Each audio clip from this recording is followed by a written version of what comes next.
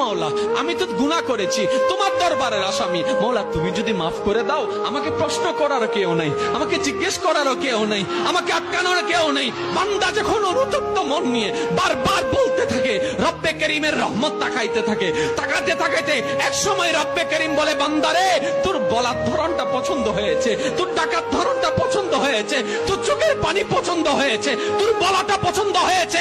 এবার মৌলা বলে, আমি তোর সারা জীবনের কত গুনাহ করছিস? বান্দা বলে, মৌলা 40,000 পার হয়ে গিয়েছে। কেউ বলে যে মৌলা পাহাড় পরিমাণ হয়েছে, কেউ বলে যে মৌলা আসমান পরিমাণ হয়েছে। এবার মৌলা বলে যে আমি মাফ করে দিলাম, আমি মাফ করে দিলাম, আমি মাফ করে দিলাম, আমি মাফ করে দিলাম, আমি মাফ করে দিলাম, আমার বান্দাকে আমি মাফ করে দিলাম। ফেরেশতা বলে, মৌলা এত বড় গুনাহ, মৌলা আমি তো গুনাহ করেছি, তোমার দরবারের আসামি। মৌলা তুমি যদি মাফ করে দাও, আমাকে প্রশ্ন করার কেউ নাই, আমাকে জিজ্ঞেস করার কেউ নাই, আমাকে আটকানোর কেউ নেই। বান্দা যখন অনুতপ্ত মন নিয়ে বারবার বলতে থাকে, রব্বে করিমের রহমত তাকাইতে থাকে, তাকাতে তাকাইতে এক সময় রব্বে করিম বলে, বান্দারে তোর বলার ধরনটা পছন্দ হয়েছে, তোর ডাকার ধরনটা পছন্দ হয়েছে, তোর চোখের পানি পছন্দ হয়েছে, তোর বলাটা পছন্দ হয়েছে।